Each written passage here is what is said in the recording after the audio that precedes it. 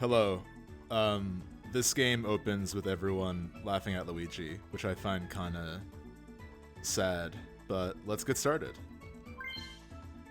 This is a very last minute idea. I've had a weird interest in playing a lot of the old Mario sports games, and this one is on the Switch N64 library, as you can see. I wanted to make, like, more visually appealing borders on the side here, because I honestly really don't like the ones that just are there by default. I also can't believe you can't change them. It's just like that gray every time. But alas, here we are. So I I have very fond memories of this game. I'm excited to see how I enjoy it today. I'm sure I will. I've played it recently enough to know that it's a fun game. But it is kind of cruel. I mean, imagine getting this game as a kid, like I did, and seeing this, seeing the Mario roster that we all know and love, excited to see how they all golf, and then seeing who you can play as. Now, no disrespect, Plum is great. Plum is like a proto Waluigi of Daisy or Peach. In name. Then we get Peach, Baby Mario, and Charlie. Like, obviously Plum is also not a Mario character, but you can kind of, when you see Plum, you're like, maybe she's from a game I haven't played. Like, she fits in.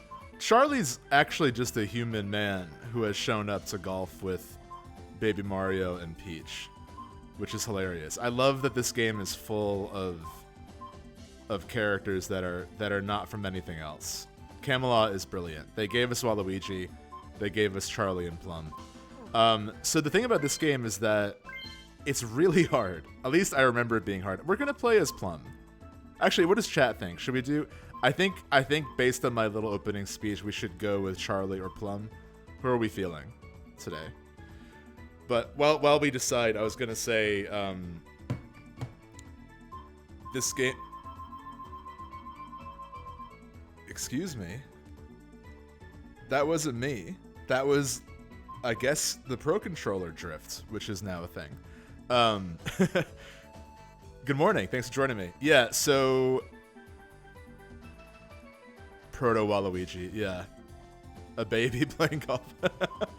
So I played this game a lot as a kid, and also a lot in college, oddly enough. I feel like having an N64 on the ready in college, at least in the early 2010s, was like a cool thing to do. Or maybe it wasn't cool. I did it, though, so whatever that means to you. I played this game a lot in college, and I don't think I ever unlocked everybody. I unlocked Luigi, who we will surely unlock today together on stream. And I don't think I ever beat Yoshi. The computer is, like, really hard in this game. So let's see what we can do as an adult, as an older adult. Let's go with Plum. Here I am. Here I am. All right, so one of the options is get character. And Luigi here is having the time of his life. Already kind of broadcasting the unhinged difficulty of Mario Golf. One vote for Charlie. So, okay, it is... I do see 2 votes for Plum, so just for the sake of time, we're going to go with Plum. Maybe next time we'll switch to Charlie. I love this ominous silhouette of Luigi. Here we go. Alright, so... yeah. Alright.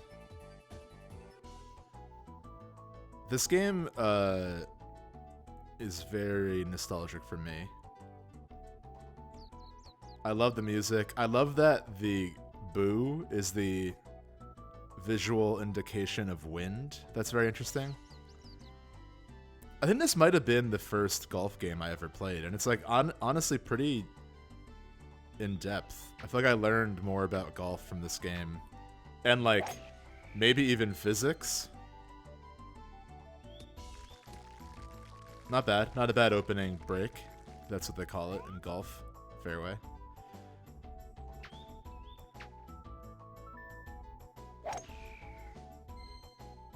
Mario Golf Advance Tour for the Game Boy Advance, incredible game as well. It has like a bit more of an RPG lens to it, which is cool.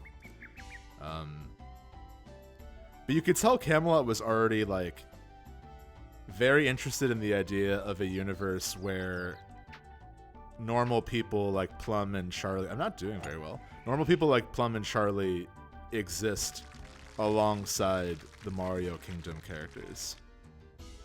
Kind of like a New Donk City scenario. Nice on. Not bad. I wonder if there's a bit of a...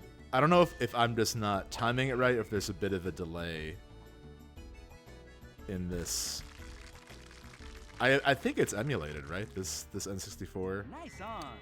game. Oh, yeah. This is always very... Okay, first I'll listen to this music. Also, let me know how the audio is, as always. Because this game's music is great. It's really cool. The putt music is especially nerve-wracking. Right now, it's like... The mood I get from this song is... confident, but stressed. Like... I got this, but maybe I shouldn't be too cocky. So we can... No. Okay, that's how to change it. How do I break out of this? That's the one thing about... Okay. The one thing about N64 games on the Switch is they've mapped the controls in kind of a weird way. And there seems to be no discernible way to change them or to figure out what is what button. Let's try this. Middle is always stronger than you think. Yeah, see?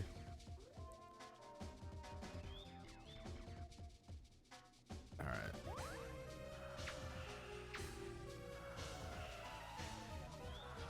An ominous victory. Birdie. Yeah. All right. Here's what I mean. I'm getting all the memories back. It also takes forever. You have to... You have to win 10 medals. Oh, I'm getting so many flashbacks. Alright. Wish me luck. This seems like... Oh, he's going first because he won. You know, good for Luigi. They opened this game with everyone laughing at him. I think he deserves to do well at golf. Alright, Plum. So we can also change... Yeah, we can change our putter. Or our... Yeah, so this is the putter. This is the wedge, which is essentially like... You use the wedge to get the golf ball out of, like, pits, basically, from what I remember. The iron is all about height over distance. And there are various irons. And this is, I think, the driver, which we want to use. Maybe we want to use the iron. Let's use the 2 iron. I know nothing about golf. Let's do it. What the? I really don't know what's up with the timing, and I'm not just trying to complain. Nice on. We'll see. This Pro Controller also is like a little beat up, so I'm trying to distinguish where if there is any issue, where it should be. You should start a golf podcast. I like that, just like knowing just a little bit about it. I'm gonna actually move chat a little bit to the left here. There we go. That looks a little better on the screen to me.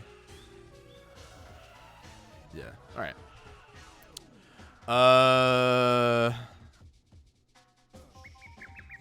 I haven't really been factoring. Oh, I can use the control pad to also aim. That's helpful.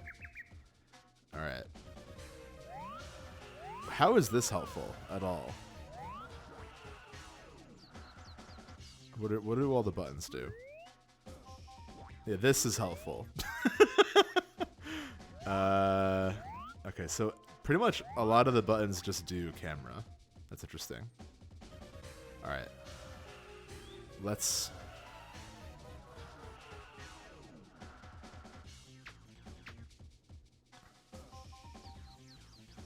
Oh my god. I chose this game because I thought it would be a nice, like, relaxing Monday morning stream. And it's actually just Elden Ring, it looks like. Alright, we got this. I can't believe what just happened. Alright.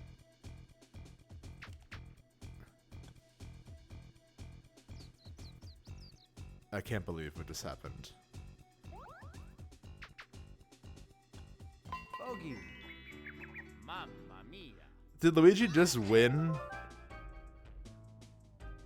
after sulking in the corner?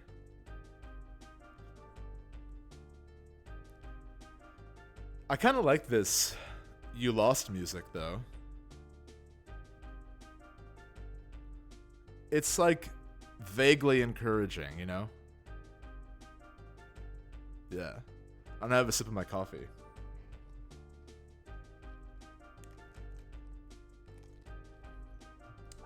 Excuse me. I got iced coffee from Starbucks, and it has the sippy cups, which I actually struggle with because I have a bit of an underbite. So it always, like, spills everywhere. It's not a joke. It's how my jaw is. I had braces for 5 years. I had braces from 4th grade to 8th grade. And before that, I had a palate expander, which is like, oh my god, it's really... There's definitely a delay. I'm not just saying that to cover my tracks.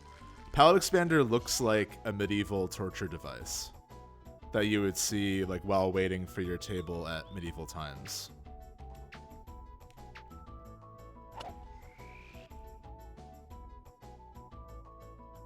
I had that in 2nd grade, and I had braces from 4th grade till my freshman year of high school. And when I finally got my braces off, I also had to wear a retainer at night. And my orthodontist had the gall to be like, "You still have a bit of an underbite. Do you want to wear braces for 6 months and then get jaw surgery?" And I said no. Oh my god, we can win. I do know some people that have had that exact... Yes! Hell yeah, Plum. Look at that. You just gotta distract yourself with memories of braces, and you'll do great. Okay, it's a little windy. It's blowing in the northwest, I guess. So let's aim a little bit to the right.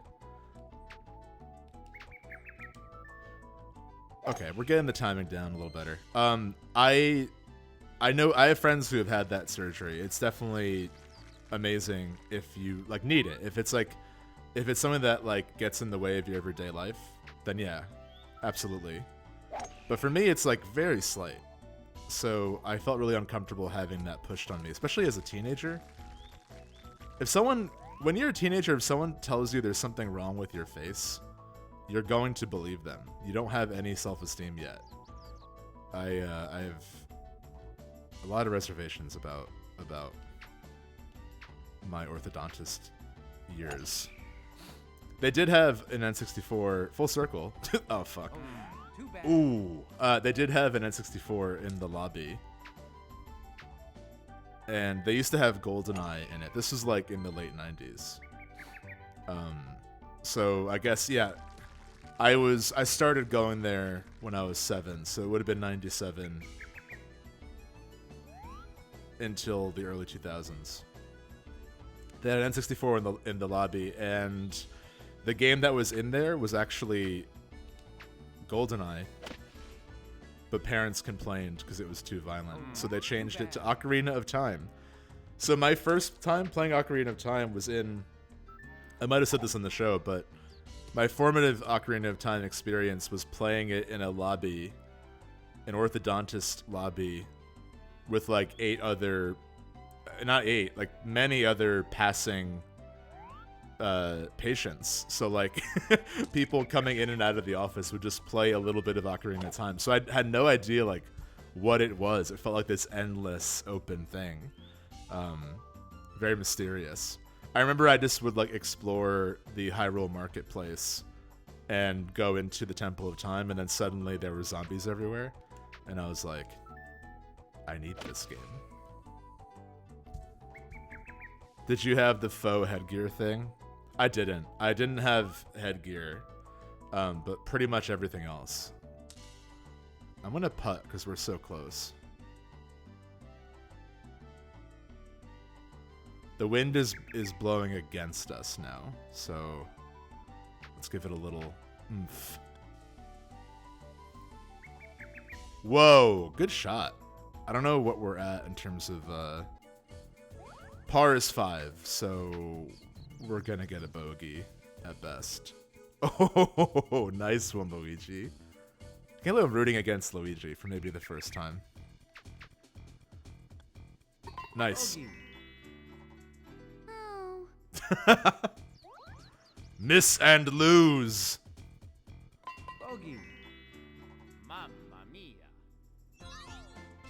All right, so narrowly behind. Let's tie it up. Okay, wind's not much of a factor here, but it's a little bit to the northeast. It's raining, which I don't know exactly the effect that has, but I can't imagine it helps.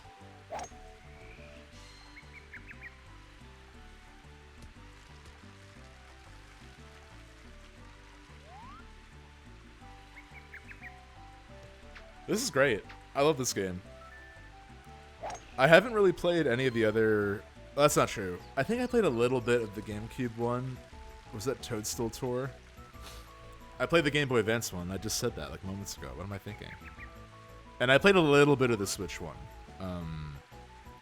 They're all fine. They all do what they promise. I'm nostalgic for this one. And honestly, I think the Game Boy Advance one is probably the most interesting because it has that whole RPG side of it.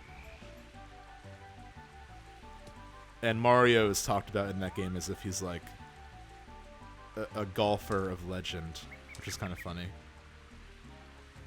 All right, we're gonna little bit here, Look at that.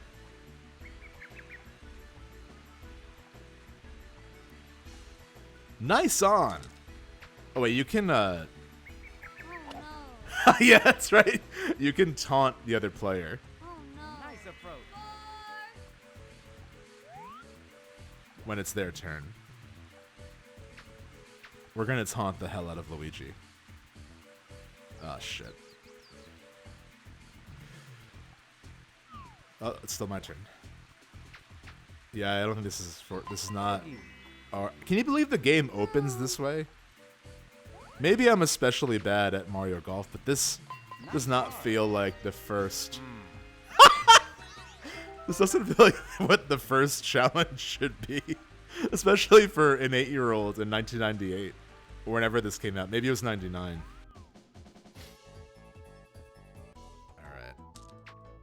All right, Luigi. I concede you're a good golfer, but lighten up a bit. Oh no. Wow. Oh no. Wow. Hurry up. Plum's a little too polite. I like some of the other characters have some pretty wild taunts.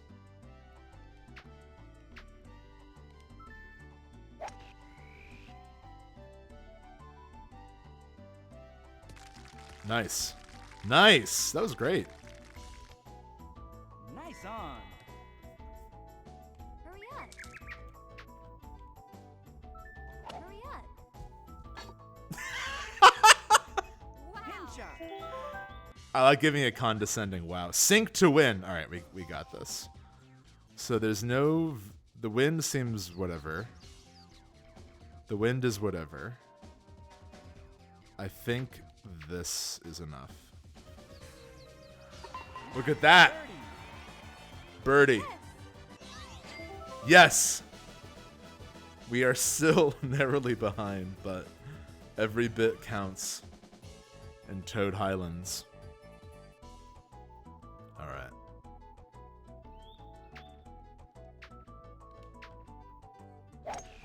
Also, what's funny about this game is that Mario is like the 5th or 6th character you unlock.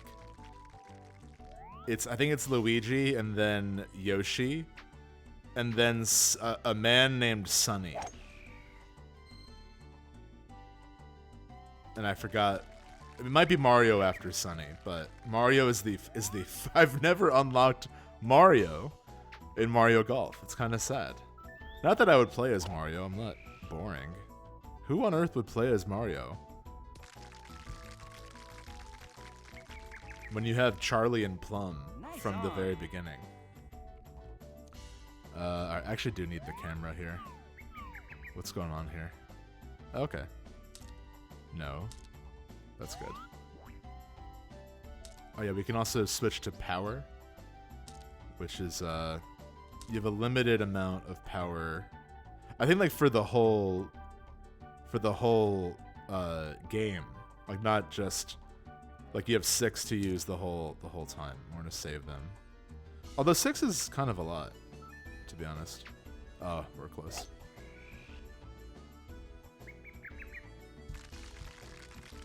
Maybe a little powerful, but we're on the green. Nice on. Birdie putt. Okay. So, it's at a little bit of a tilt here. I'm gonna give this a little bit more like that. Ew. Not what I wanted or expected. Sink to win. Please don't. Hurry up. Alright, enough taunting. We gotta root for ourselves instead of taunting our opponent.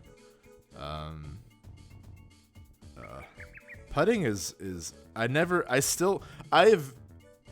in some ways been playing this game my whole life, and I still don't have a concrete metric of like how powerful is how many squares on this grid, because they're also moving. It doesn't even help you. All right, come on. This music is the worst. This is just like desperate for a bogey music. Bogey. Oh, No, don't. hurry up.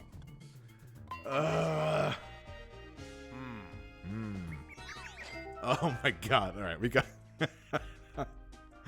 hole 7. There's what, 18 holes, I think? I think we're about halfway through the first game. It just all feels out of my control, you know? That's why I root for myself and for Plum when I do well, because I don't feel responsible. It feels like I'm watching the game. Alright. 20 miles an hour wind east. So let's aim left.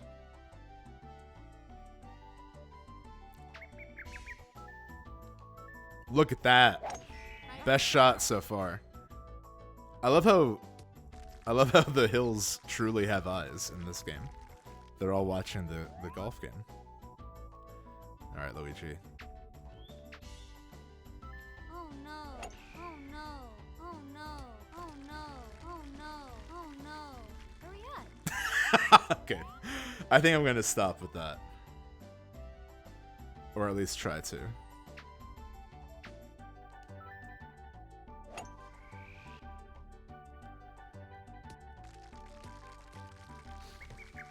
Not bad.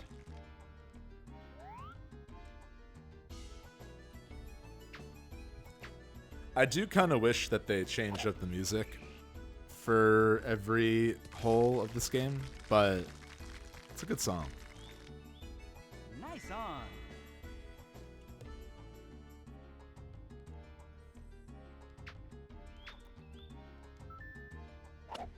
Love the taunt. Okay, I'm glad.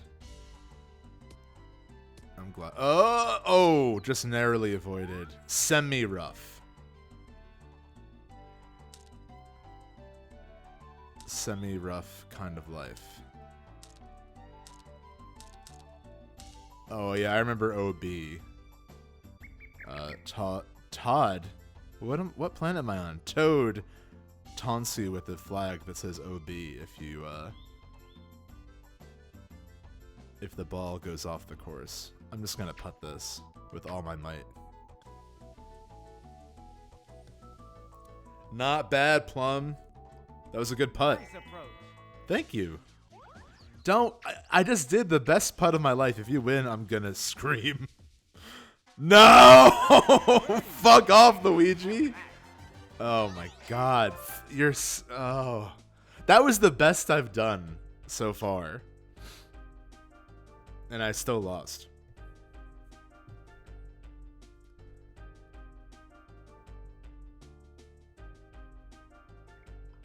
I can't believe this. I'm just checking my phone for a second. Thank you all for joining me today. I hope you are enjoying your day off if you have today off. And if not, I'm glad you're joining me today. It's Labor Day at the time of streaming this. I forgot that was like a thing until Friday. I've had a lot of jobs where I didn't get today off, so it's like not really like ingrained in my memory.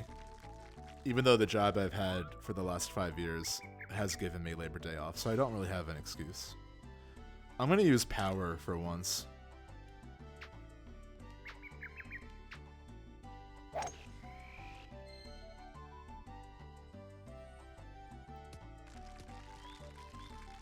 I'll say it, a little anticlimactic, but we're on the fairway. This is a hard course. It's very uneven, and there's a lot of stuff. One job for 5 years. Yeah, it's kind of surreal.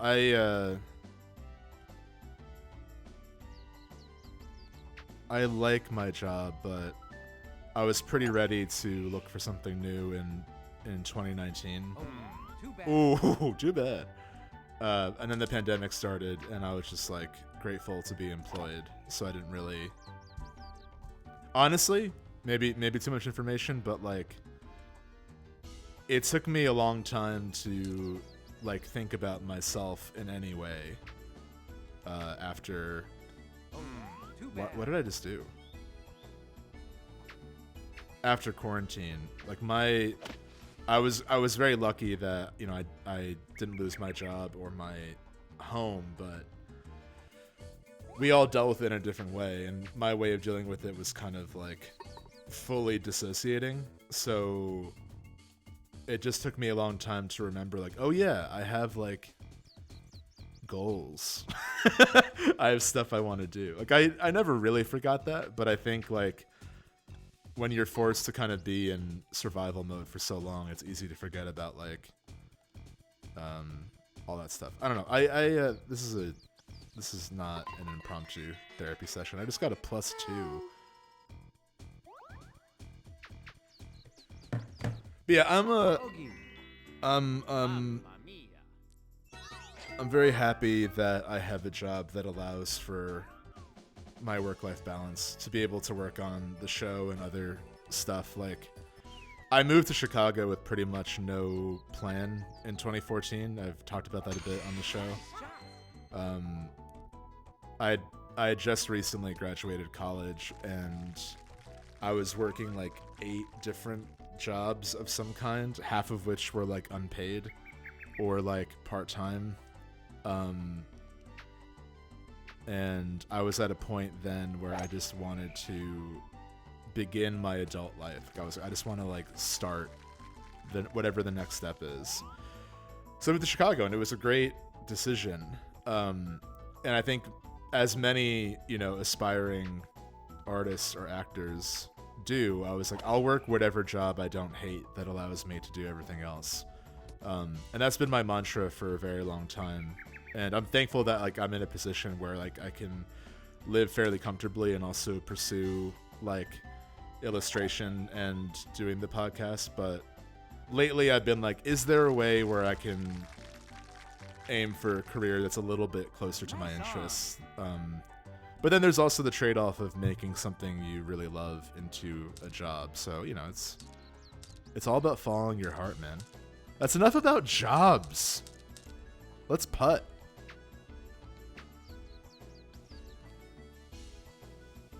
Not bad. Nice approach.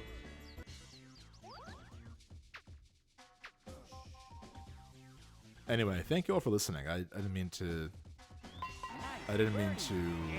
get so real suddenly, but hopefully that was relatable to listen to. I'm about to lose. There's actually no chance that I can win anymore.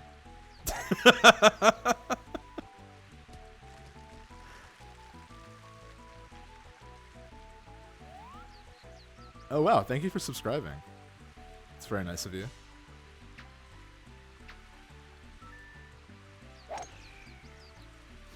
Well, let's think about this. We're on the 11th hole.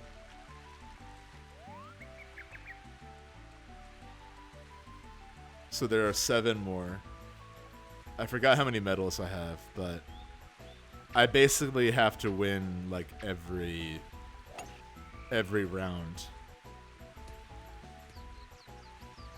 Yeah, Luigi is tough. I was saying at the beginning of the stream, I think I only ever beat Yoshi, who is the second character you unlock. And that took like actual years of my life. Also, hello. I love that. I do that all the time. I'll message friends something like really intense or like a really serious like let's like iron out the details of this thing we have planned, and then follow up with like also good morning. Also it's 6 a.m. I get up really early. So I'm the guy that messages everyone at like 7. Like, what are your thoughts on King Lear? I don't know. What do you think about it, 7 a.m.? I only say hello for dramatic effect nowadays. That's good. Look at that. Nice. We're coming back. Miss and lose. Oh, that looked like it was that was a magnetic cup. All right, so we need 7 to win. Hole 12, hole 13, hole 14, hole 15, hole 16, hole 17, hole 18. So we literally need to win every single time.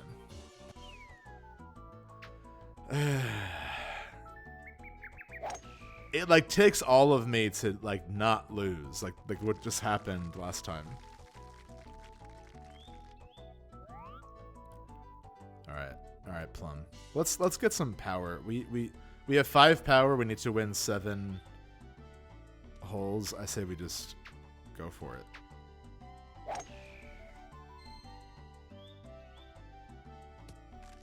Ugh. Hurry up. Hurry up.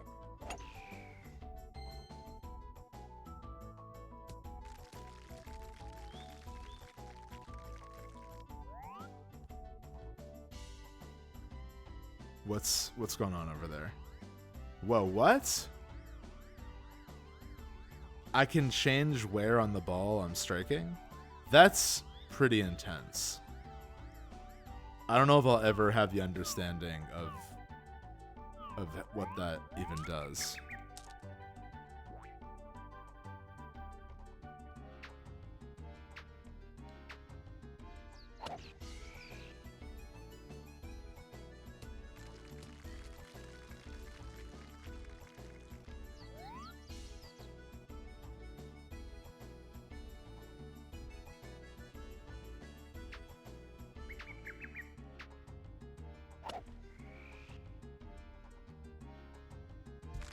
Look at that. Nice on. Thank you.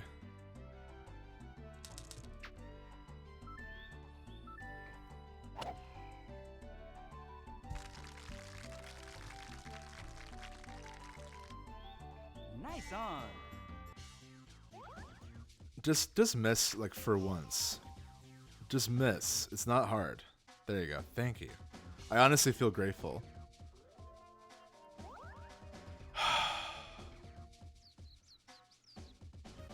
Plum, this has to be the first of our 7 victories to beat Luigi here today. I think this is enough. Yeah! We're back, baby. Look at that. Alright, we can do this. I feel much more optimistic. I just needed one more win. I needed something. Oh, yeah. This victory music is pretty cool. This is like... You can tell Camelot also made Golden Sun, because this is level up music, you know? Our charisma increased. Hole 13. All right. There is no wind today. No. I don't want that. Okay. That's a helpful camera. I'm glad I know which button does that. All right. Let's do it. Honestly, I think this game looks pretty good. It's a little smoothed over, but for the N64 games on Switch, I think this is one of the better emulated ones. Paper Mario also plays great on Switch. I was a big fan of playing that on this console. I have my N64 still, but it's honestly kind of a pain to set up. Like, I do like having it, but it's like my most beat up old console. And I don't really like the controller for N64 like at all. No, we're in thick enough grass that I don't think putting is an option. I'm going to hit this lightly. Yeah, that was great. Well, par is 3. I think we can actually putt from here, though. Okay, not terrible. How's the God of War playthrough going? I finished it. I have finished God of War 2018. I loved it. I thought it was great. I'm excited to talk about it more.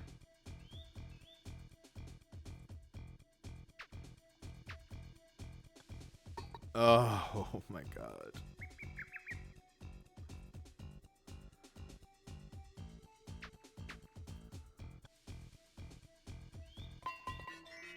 +2. Oh. Golf is a weird game because it's essentially who has done worse. Mamma mia.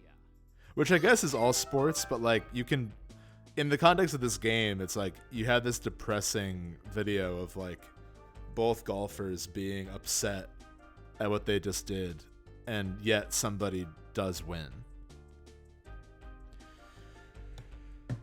Yeah, God of War was incredible. I'm glad I finally played it.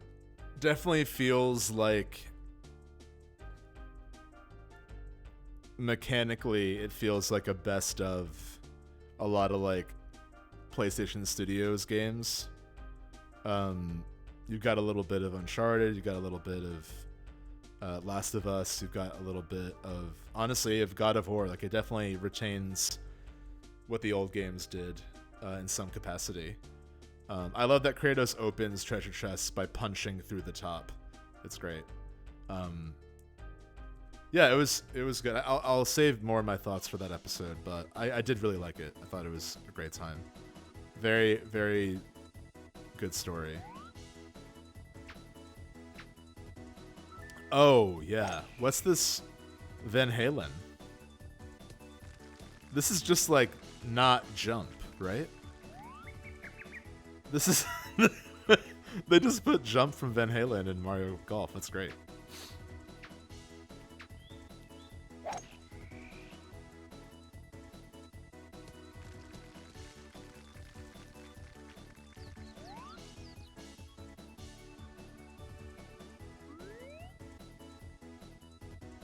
This is Leap by Han Valen. Might as well leap. Wow! Yeah.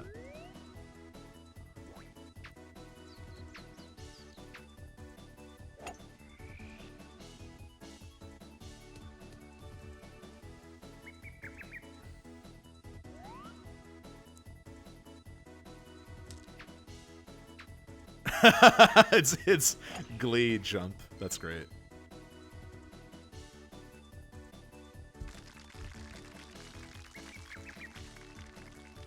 Nice on.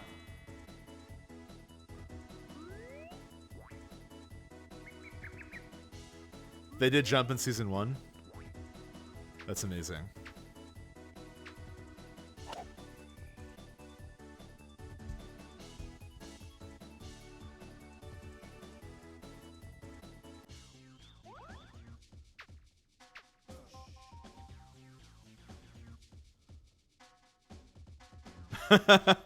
Yeah, Glee was a very specific era, I feel.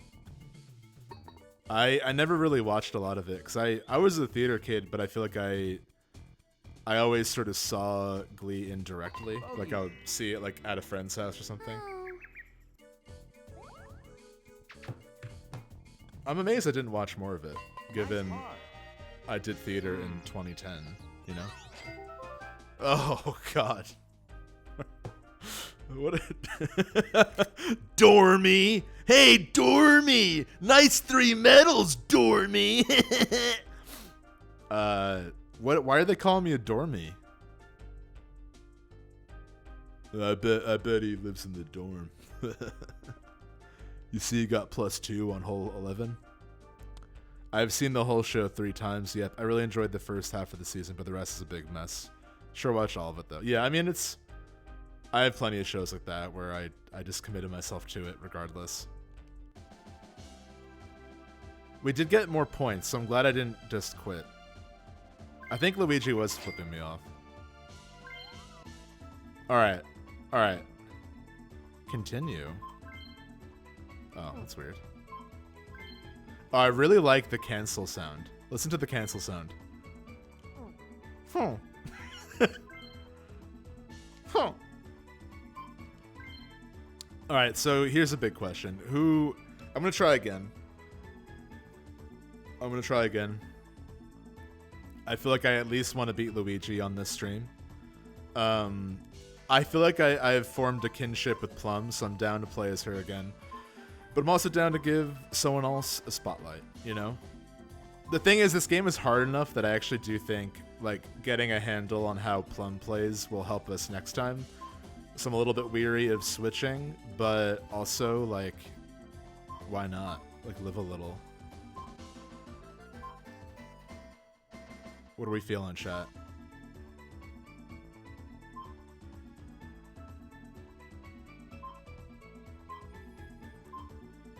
It seems like Peach is just better Plum, but that also makes me root for Plum more.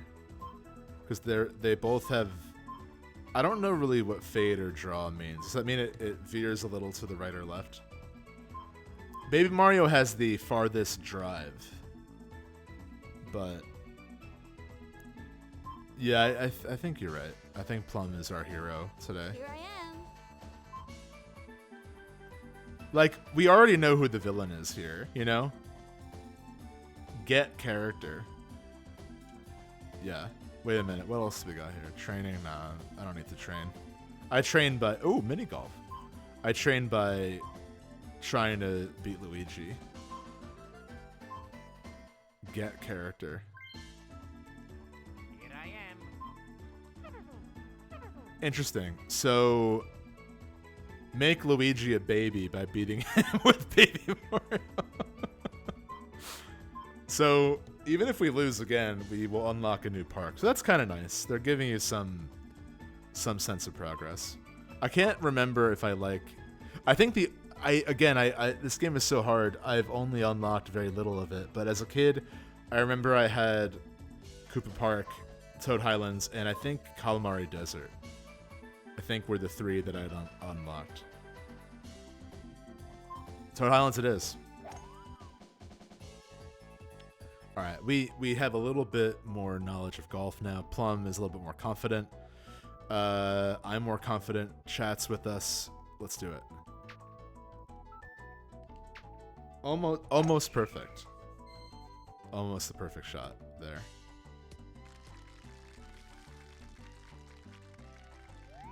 Fairway.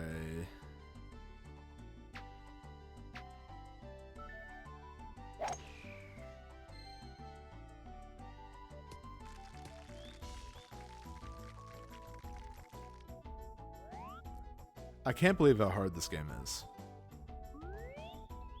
I kind of expected this to be like, okay, I have a memory of it being hard, but like, now that I am an adult, I can do it. And the answer is like, I was probably better as a kid, and I still can't do it.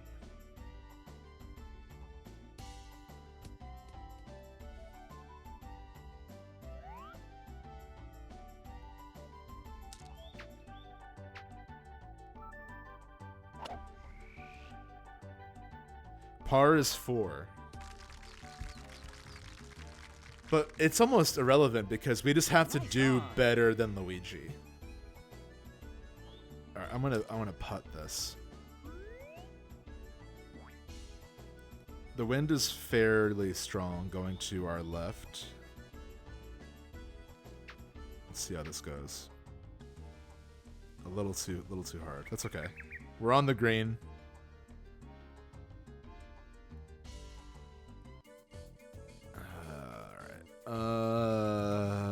I don't like the shape of this. Look at this uphill battle.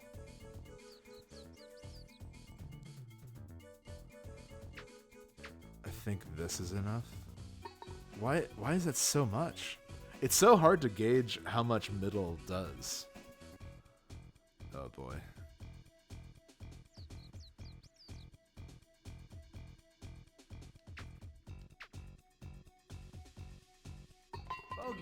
All right. A modest beginning. Please miss.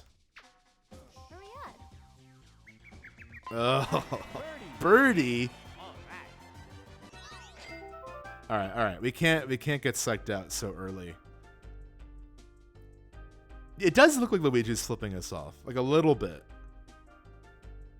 Look, there's a raised middle finger. It's not fully out, but it's like they took the picture before he fully flipped us off, and Plum is just crying, which is very sad. This is a grim scene. I'm gonna have some more coffee.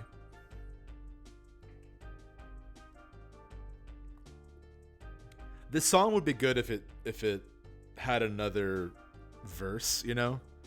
Like you almost expect it to go like up a note to make it feel more complete, but I imagine they expected you to not talk and drink coffee during this moment. All right. I like hole 2. Whoa, confident. That was a really confident shot. I guess he has what fate. What was that? It's like it's like the AI is like, you have to play like shit once every 11 holes, just arbitrarily. All right, well, Plum's not gonna fall for that. For these mind games of Luigi just diving off into the mountains for no reason.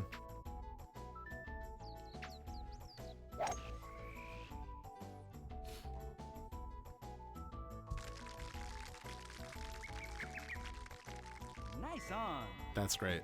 And it's a ugh. Oh, the tree is behind him. Yeah, the I don't know how it looks on the N64, but the smoothed out background is pretty nasty. All right. What's up?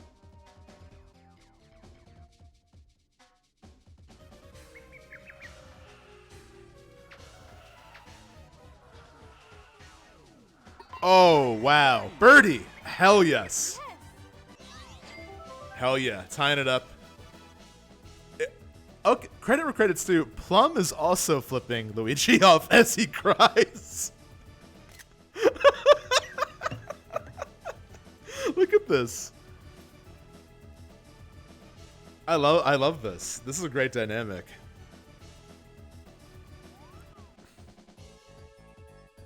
Toad Highlands, Hole 3. Okay. Deserved. Yeah, absolutely.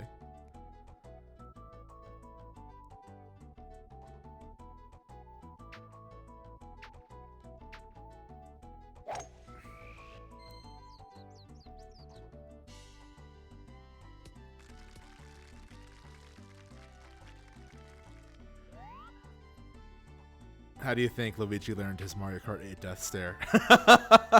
I loved when that was discovered. He learned it here on the green. Yeah, absolutely.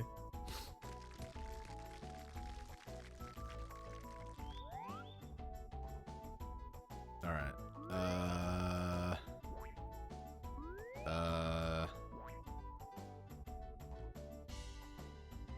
I don't. So the thing about Plum is that she's awesome, but the drive doesn't go very far. So I worry that we'll get in the pit here. So let's aim a little bit to the right.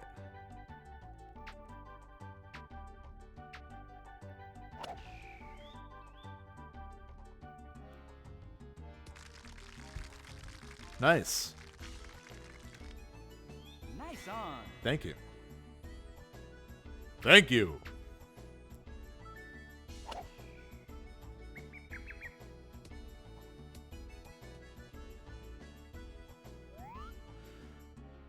I was considering streaming Hades again this morning, because I definitely want to get back to that. I haven't been able to stream for the last few weeks. Oh man, that was credit where credit's due. That was a cool shot. I am open to acknowledging my opponent's strengths, but Luigi has flipped us off a little too many times for me to have respect. So, all right. So middle we know goes a little. It's always a little bit more powerful than you think. So I think this should be enough. Look at that. That was awesome. Yes! Okay, we cannot get cocky now. We have flipped off Luigi twice. This is sort of a Boy You Cried Wolf-esque scenario. Dark Plum is ready to win. Hell yeah.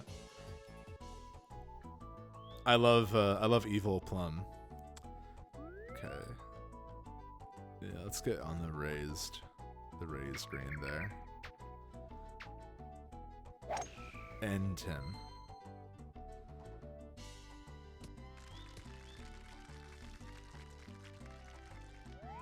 Nice.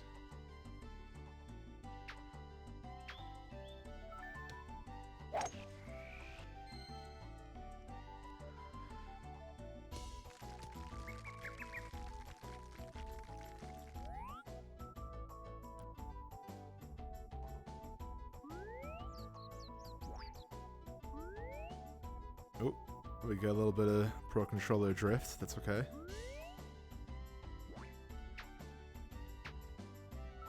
This and Mario Tennis are both a lot of fun. I think I like this one a little bit more, honestly. Mario Tennis is also very good. That's also where we got Waluigi, so, you know. You gotta respect it for that.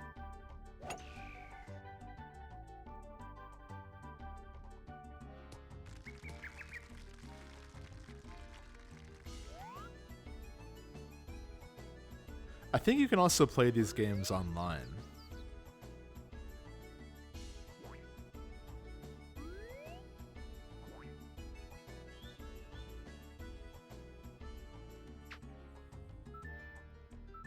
Oh, nice. Nice shot. Luigi said nice shot. That was nice of him. Maybe he's nicer than we thought. Oh wow, green edge.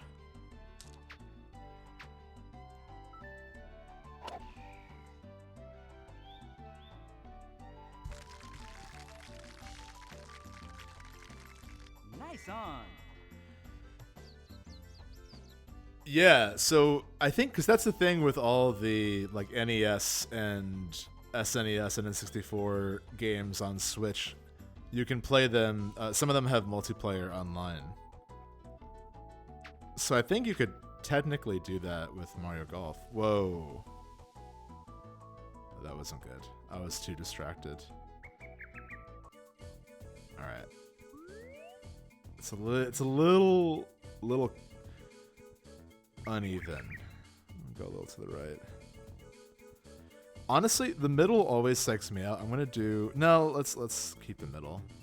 I was gonna switch it to short, but it's far enough away that I think we should use middle. I'm gonna do this. Okay. Not ideal, but please miss.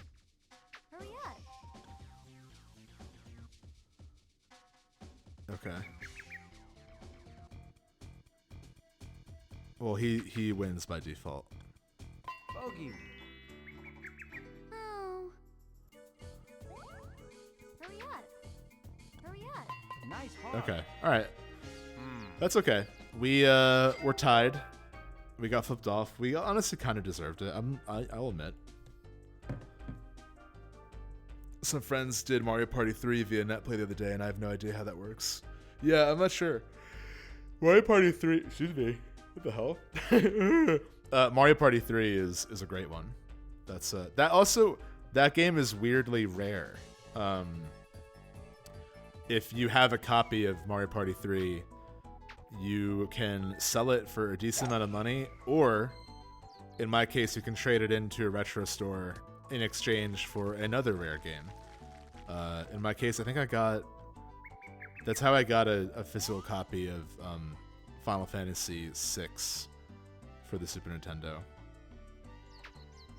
Or Final Fantasy III, as it was released in the US.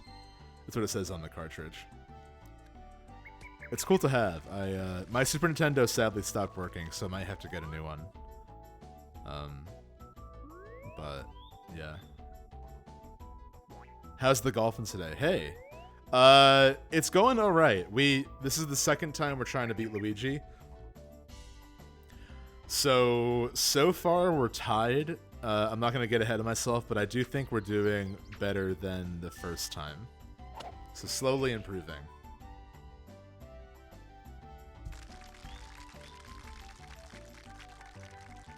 Nice on.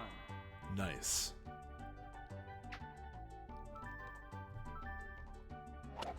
Nice shot.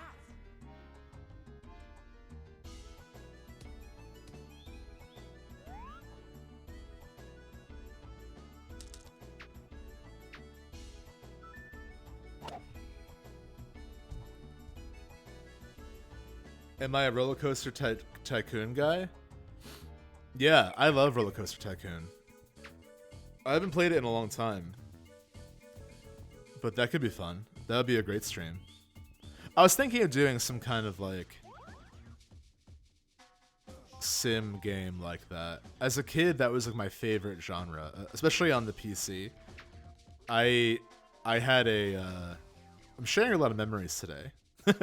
But growing up, we had one bad PC in this weird room in our house that was like also where the cat litter was. So like I remember our PC room was like cat litter and a rocking chair instead of like a computer chair. It's probably why I haven't really done a lot of PC gaming. It's like our computer setup in my like childhood home was very bizarre, and we had to share it between myself, my mom, and my sister.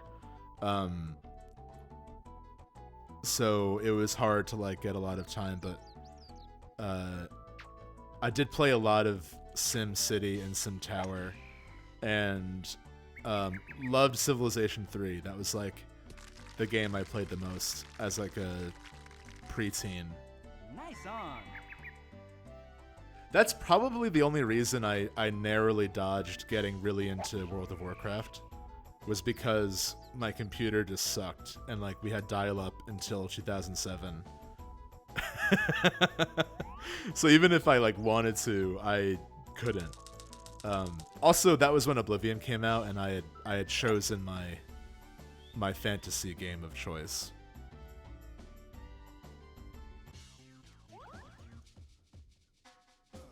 I remember Brendan did some Planet Coaster. Yeah, that's right. That was a fun stream. I think that's a great idea. I'd love to do that. Thank you for suggesting it. Somehow cat litter and a rocking chair definitely matches the vibe of sim games. Yeah, absolutely. Computers were always relegated to their own weird room. Yeah, it's interesting how that, like, how we use computers does affect the general architecture of a home.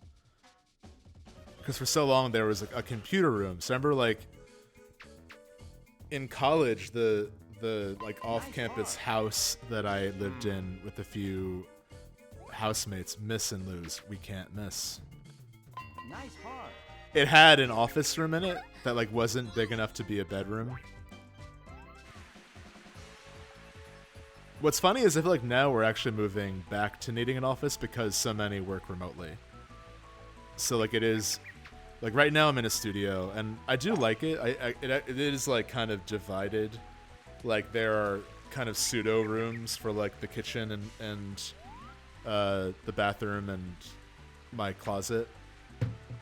But I can't really separate, like I only have like desk set up, so I can't really separate like where I'm working or where I'm recording or where I'm drawing. Like I have a drafting table for where I draw, and I have this desk for where I record and also work and also draw on my tablet. But once this lease is up, I definitely want to get a place with more rooms. Because I moved into this apartment like right when my old lease ended in March 2020. So like it was right when things like had just started and like toilet paper was selling out, like that era of the pandemic. So I wasn't really comfortable like apartment hunting at all. Thankfully my coworker lived here with his boyfriend, and their lease was ending right when mine was. So like he was like, hey, like you can move into our old place. So that was really, really nice of him, and it worked out perfectly because I knew the neighborhood and it was like close to a grocery store. But since then, it hasn't really. My mantra with moving is like, unless there's actively an issue, it's usually not worth moving. So I've been here since, but I feel like I still like psychologically think of it as like a quarantine hideout, you know? So while I've done a lot of work to like make it my own, I do. Oh, nice. I do want like a new place that I can kind of call home a little bit more. I started playing Paper Mario after listening to your bonus. Such a good game. I haven't played it for years. That's awesome. Yeah, Paper Mario is fantastic. It holds up really well. I had a great time revisiting it. And I'm really excited to play Thousand Year Door. Ew. Plum. And then, that was my fault. You're fine. Why am I getting mad at Plum?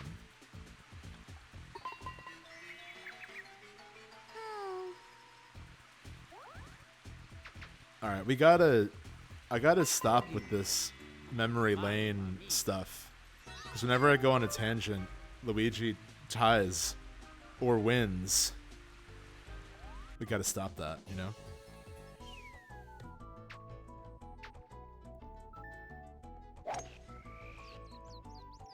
I can't believe the year is almost over. It's like surreal that Brendan and I are talking about like preparing for Game of the Year and stuff like that. It's kind of wild.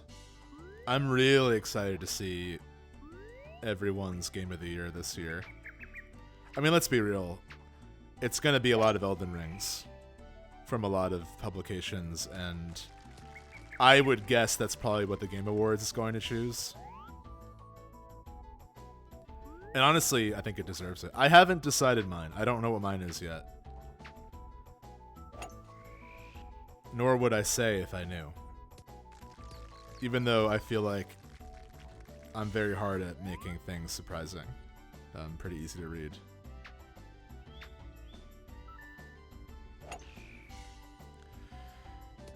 the fact that there are a couple games I've played that make me question if Elden Ring is my number one shows how many great games have come out this year.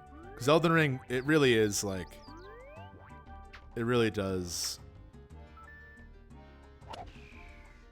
It's incredible. It's an incredible game. And I think it's easy to really want to be the person that's like, actually, my favorite game was Shredder's Revenge. I'm like, hey, if that's your favorite, that's awesome. It's all subjective. But I'm like, man, it's probably Elden Ring, right? I need more time. I would say, I'll say this. There are at least 3 games, including Elden Ring, that I would consider genuinely to be my favorite game of this year. It's been a really incredible year for video games.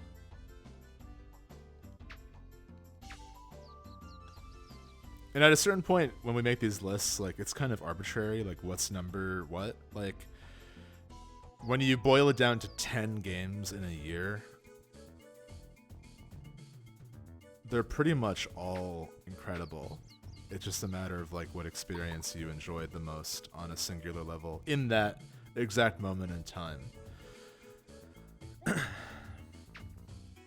It's interesting to look back to on old lists and think about, like, oh, like, would I still have the same one now that I've played more games from that year, or do I think differently on some?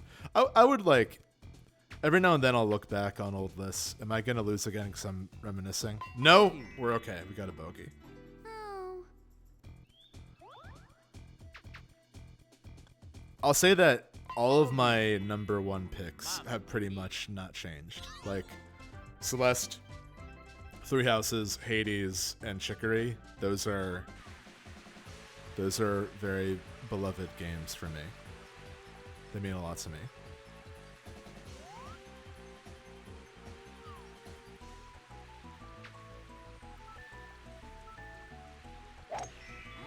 Last year was really interesting because it was like the first time there wasn't really a consensus, which I think in some ways that was the most honest year of, like, game discussion. Because usually there's like with movies, there's like, okay, this is the game that is getting a lot of, like, mainstream attention and is beloved by all, and then there's sort of like an indie hit or something. I feel like with movies it's similar, where there's like the movie that's probably going to win the Oscar, and then there's the movie that everyone wants to win the Oscar.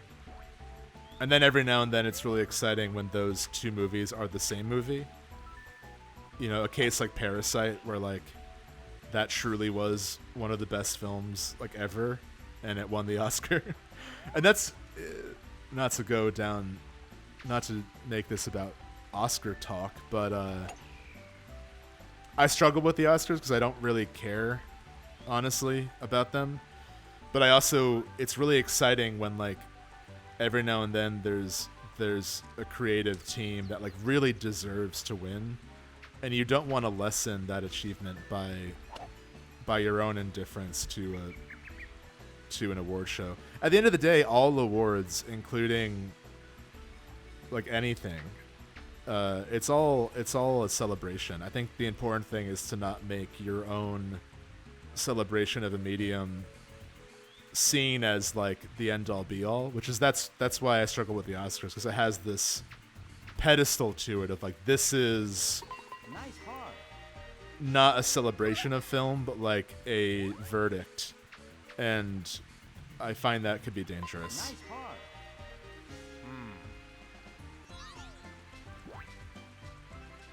Thank you. I'll do my best against Luigi.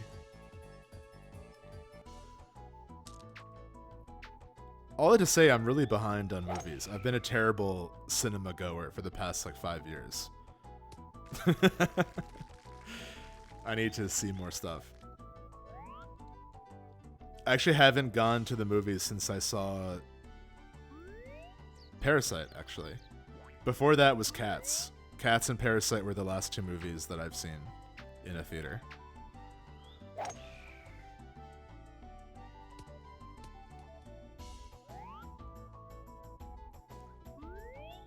All right, I need to pay a little bit more attention here. I'm worried. I don't know if we're gonna hit that tree or not, but I don't know what the alternative is. Oh yeah, we hit that tree, but it ended up being okay. Look at that.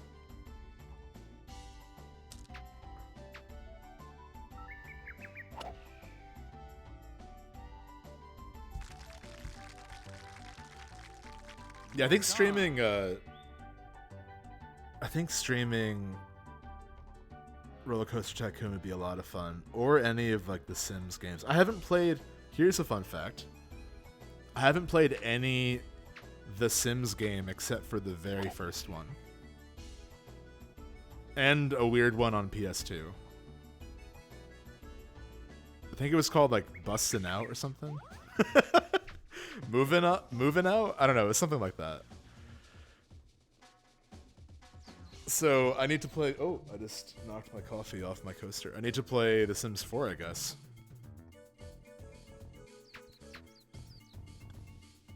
Nice heart. The thing about The Sims, though, is I've never really been as an. And maybe this would change once I played the more recent ones, but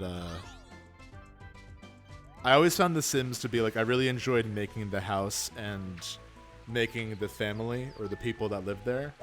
But then once it became like about like feeding and going to the bathroom and getting a job, I'm like, I don't really want to play this anymore.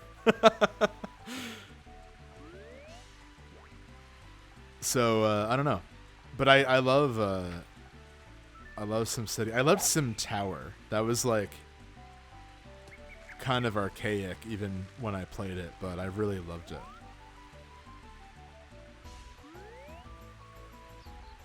I also liked Sim Safari as a kid.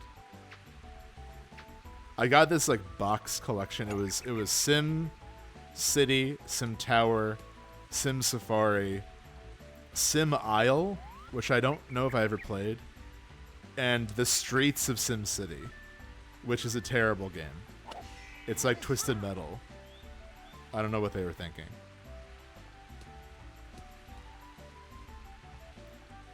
At summer camp, I also played Sim Ant, which feels like a joke that someone greenlit.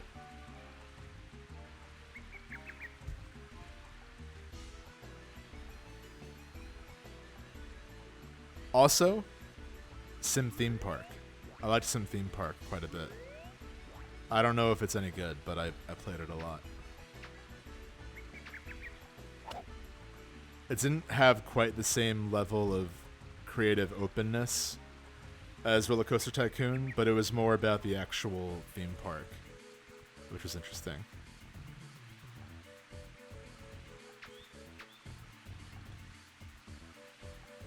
Oh, wow. Please miss. Hurry up. No. All right, we are falling behind, but you know we're still close. Oh man, the sound of rain to this song is depressing. It's kind of relaxing though. You can definitely make a lo-fi remix of this song. I might search Mario Golf lo-fi after I'm done streaming. I'm gonna have some more coffee.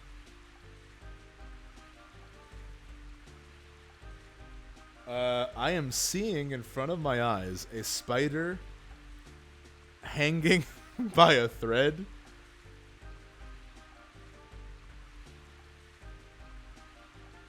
This is unbelievable. It's a small spider. I'm gonna let it do its thing. I have a weird, yeah. It's a very small spider hanging a little bit from the roof.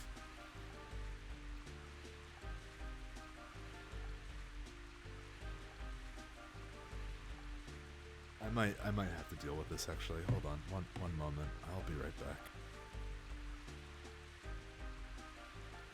I think I cut my mic off too soon. I will be right back. I'm gonna deal with this spider that is next to me. One moment, please.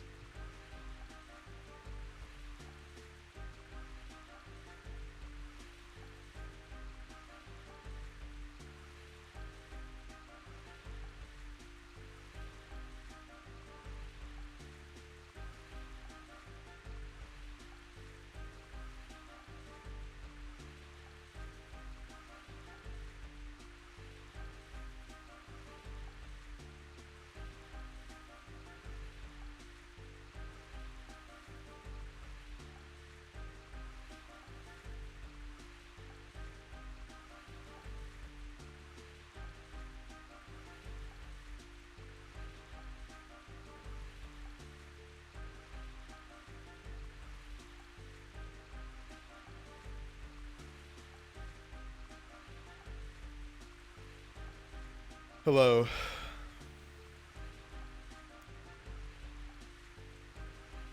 So I gently pinched. Sorry for all the arachnophobes out there, but I gently pinched the thread in which the spider hung, and held it in my hand and tried to throw it out the window, but it jumped out of my hand into my fern plant.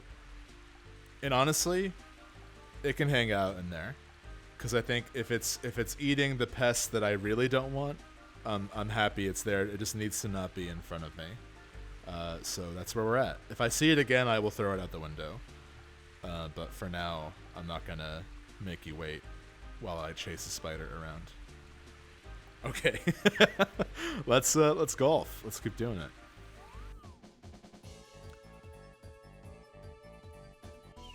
All right, Luigi.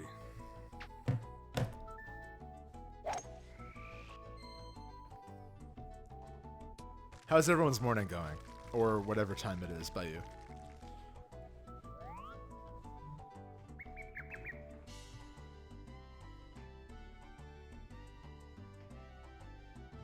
So I'm just fixing my setup here.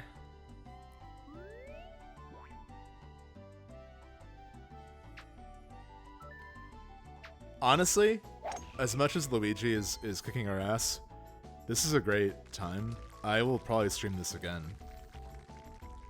Especially if you're all enjoying this, I think this is a fun game to stream. I usually play stuff that doesn't allow me to like relax very much. I feel like a lot of my streams are very stressful, or like I give myself a weird challenge or something. This is just very nice. If I do this again, I want to make a better layout for it. Doing chores, trying to stay cool. Nice. Ooh, that sounds delicious.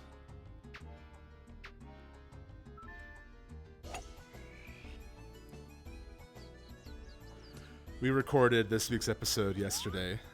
That was fun. Talked about some games. Nice shot.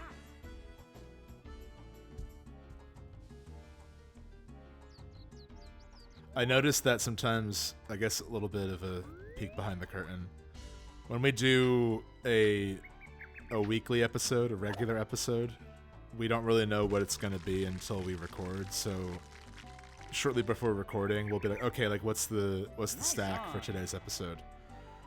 And then we'll recite what we've been playing. And usually, like, I like that flexibility, because there are some weeks where like Nice approach. I haven't played anything or Brendan hasn't played anything, and usually between the two of us, we actually have a lot to talk about. But every now and then we over prepare, and we each have like 4 things.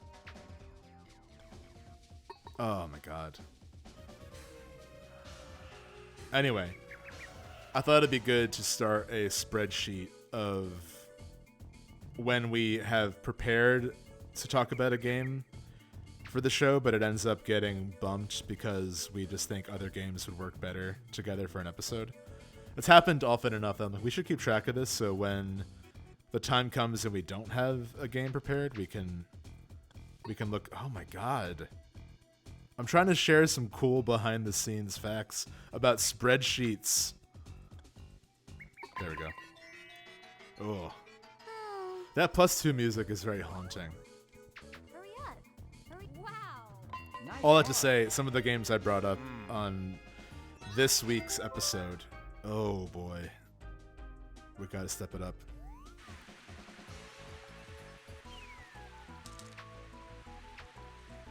They're games that I played, that I refreshed myself on and played them this week, but that I had largely played a few weeks ago. So I'm glad I got to talk about them. Yeah.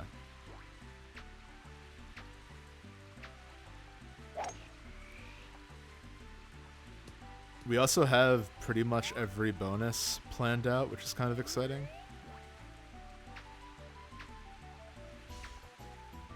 So October we have planned, November we have planned, and December will be the Game of the Year episode, so we won't be doing a bonus then.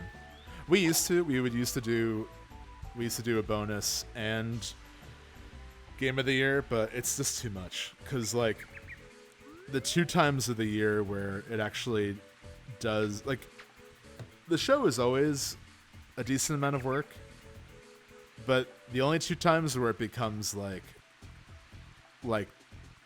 you know, we have to be like preparing for it like pretty constantly is for Game of the Year and for the season premiere. Doing more wedding planning today. That's exciting. Congratulations. When's the big day? Where we at? Bogey. Mamma mia. Okay, we can still, we're not too far behind here. We can still pull this off potentially. And we're doing better than last time. Look at this blood red sky. Oh my god. Nice shot. September 30th. Nice. That'll be a great time. I think a late summer, early fall wedding is a great time to have one. My sister is getting married at the end of October, which is exciting.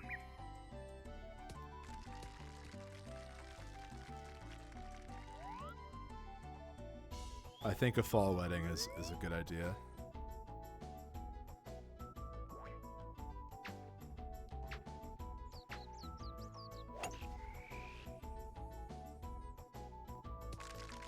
Look at that.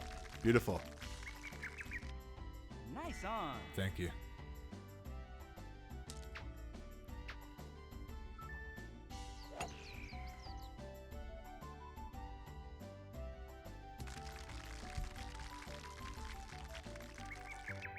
A Mass Effect LARP?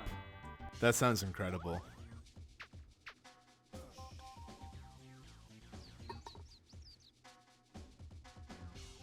Mass Effect is a series that, like, I love. Look at that! Mass Effect, thank you for helping us get that birdie. Thank you, Garrus. Thank you, Tolly. Thank you, Rex.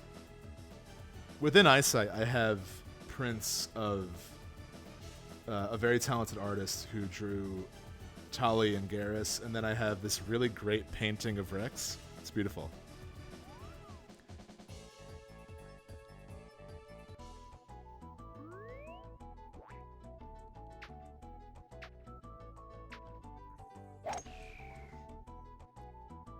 I was gonna say, I've actually never written fan fiction, but I've honestly considered trying my hand at it for Mass Effect.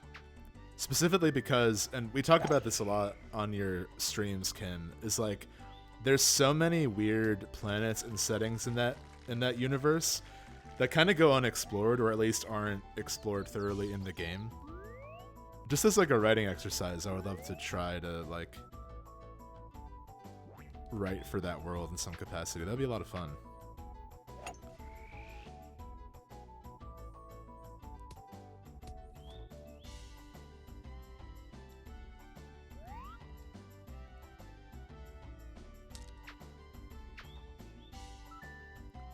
Yeah, I've been considering reading. Have you read any of the books or comics, Ken, for Mass Effect?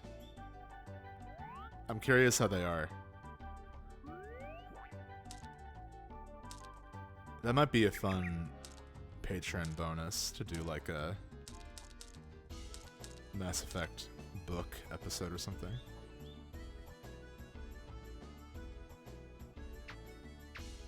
Whoa, what did I just do? Oh, actually, that worked out.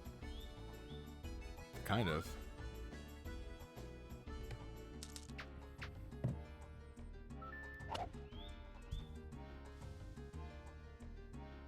Mass Effect Book Club. Oh, that's a great idea.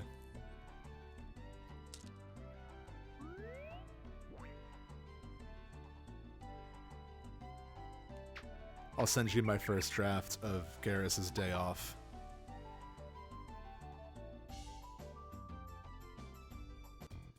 It's just Ferris Bueller's Day Off, but with Garrus and Shepard. That'd be fun.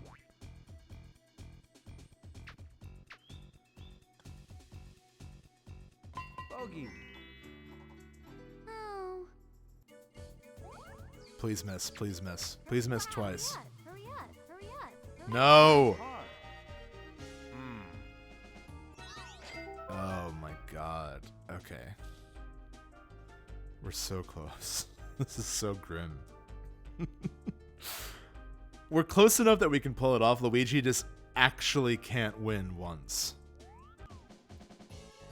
Let's do our best. I feel like I've been a little bit not present. I'm gonna really... This time, I'm gonna really pay attention. Well, this is how I was as a student. It's like, this time, I swear I'll pay attention. Anyway, I've never thought about writing in the Mass Effect universe. I'll never forget my constant report card feedback, which was, is a joy to have in class, which is nice. Joy to have in class, and then is not aware of his surroundings. Which is something that I've been told by, like, just people in my life as well. It's like a recurring choir saying that I'm not aware of my surroundings. What does that even mean?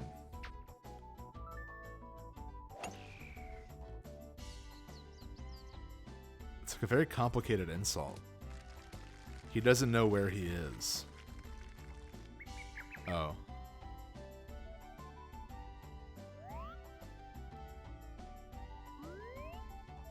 Right? It is kind of rude. Are you clumsy? I don't think so. I actually don't... No, I don't think I'm clumsy. I was actually a waiter for a decent amount of time. And I never spilled anything. I think it's more that, like, when I'm thinking about something, as evidenced by this stream, when I'm, like, in a train of thought, I do kind of dissociate from where I am or, like, what's happening around me. Nice shot. And I'm just sort of lost in my head.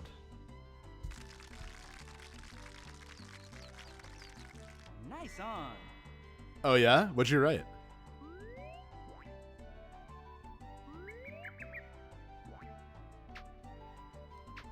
That's awesome. That's incredible. You're oh, for class? That's pretty badass, honestly. Excuse me, what is this for your English project? Jill's Day Off. You might like it if you're familiar with the events in Raccoon City. Oh, so close. Nice approach. Thank you. Please miss. Miss twice. Miss twice. Miss twice. Miss twice. Hurry up. Yes! Somehow works. I think taunting does kind of throw him off. Okay. Alright. Come on. Yes! Nice hard.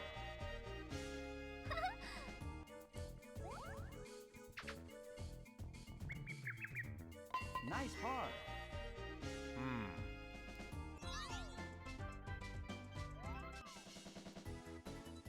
Dormy. Hey, Dormy! I love how your platonic ideal fanfiction is just characters' day off. I mean, that's always the dream, right? A behind the scenes, just a slice of life episode. My favorite episode of Dragon Ball Z is when Goku and Piccolo get their driver's license. So that is like my platonic ideal of fanfiction, is like a stakeless day in the life of a character.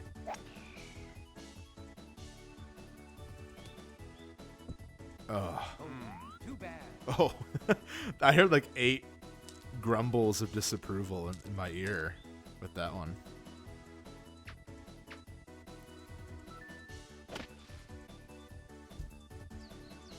Who's your favorite Resident Evil character?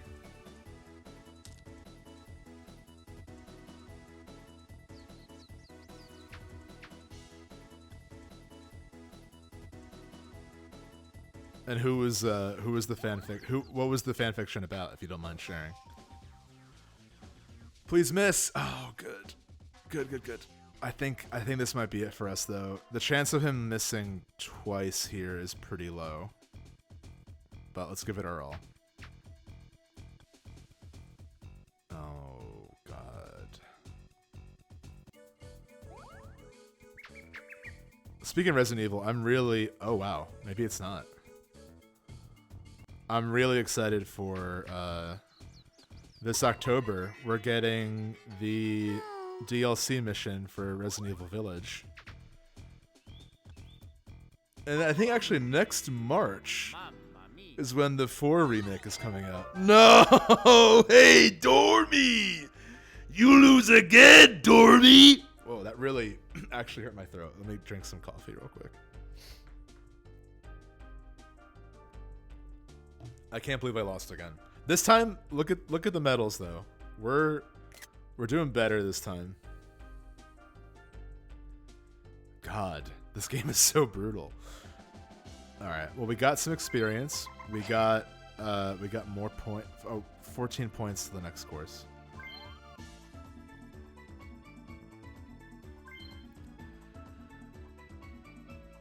I am...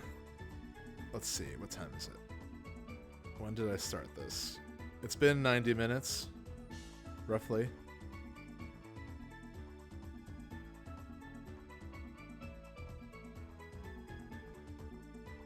I'm gonna give this one more try. One more try Here I am. to beat Luigi here as Plum. I appreciate you all being here today. Wish me luck. Here I am. I can't believe how hard this is, and I can't believe we still haven't unlocked... Like, I thought we would at least be able to change it up. Oh, my God. Hey, Dormy! No, we're not beginning this with taunting ourselves. I don't even know what Dormy means.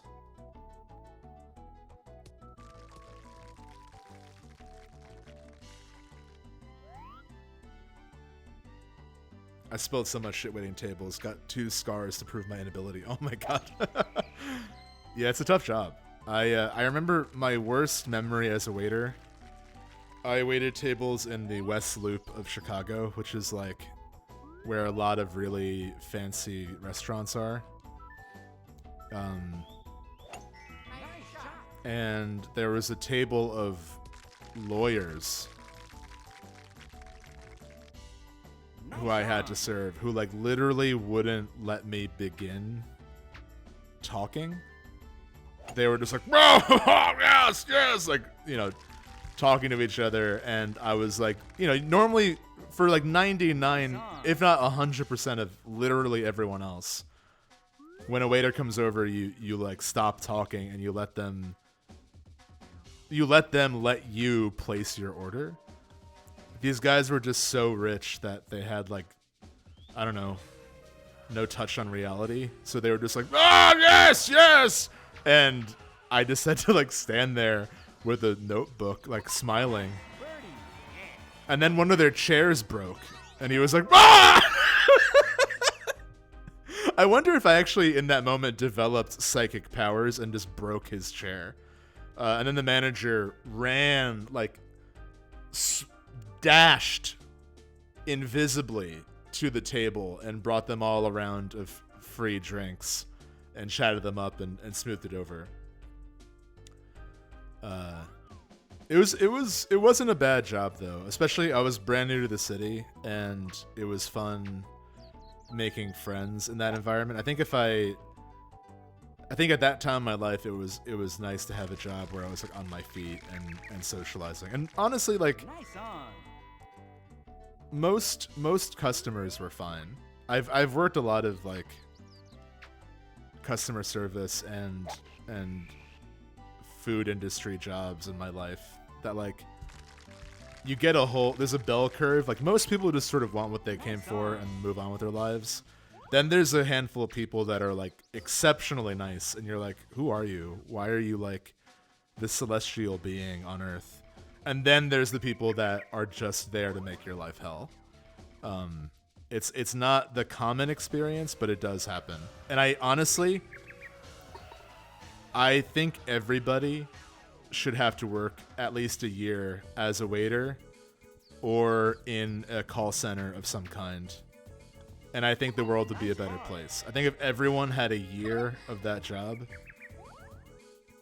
we would all be more empathetic people. Nice part. Because People who haven't experienced that, I think, are just... There's a trait in a lot of Charles Dickens novels where, like, a lot of villains become humanized when something really bad happens to them. And not to say that, like, I wish ill on others, but I just think it's important everybody experiences that, like, blast of the human experience. This, like, visible parabola of possible interactions when you are tasked with bringing food to somebody else. I think it takes a very hollow person to walk into a restaurant and think, like, I'm just gonna make this person's life miserable because I have nothing else going for me, and that's like my role. Anyway, that's my take. I think I have nothing but respect for anybody who works in the industry, customer service or the food industry. You are the best, and you deserve better. And I'm sorry customers are often terrible. Oh, Wow. too bad. One bartender that I worked with had to jump the bar to break up a brawl. Oh wow, yeah. Yeah, I mean bartenders, that's a whole other story. Even more respect.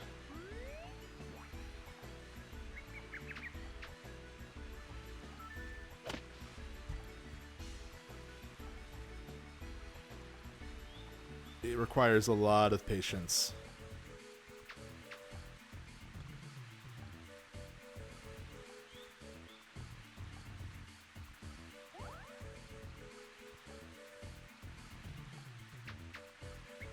I had two roommates who were, one was a bartender and one was like essentially like a bouncer, basically. Mamma mia. My favorite story of my friend who was a bouncer was that he carded Henry Rollins, which I think is the funniest thing ever. He was at the door and Henry Rollins, it was a place where they had a lot of music. They had a lot of like live music. And Henry Rollins walked in and my roommate was like, "Can I see your ID?" And he was like, "Yeah, sure, man." And he was like, "Oh, you're Henry Rollins." And I think he also, like, my roommate recognized him from one of his movies, and he's like, "I don't get that ever. Usually it's like, oh, you're the guy from Black Flag, or you're Henry Rollins, not, oh, you were great in He Lived." He has a lot of great stories from working the door at that place.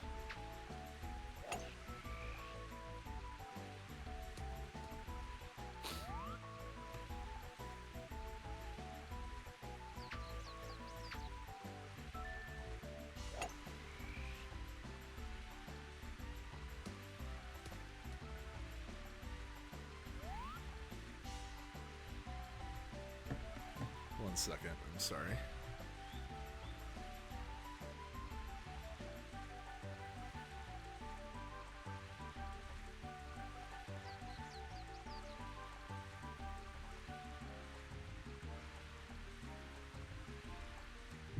Alright, we're back.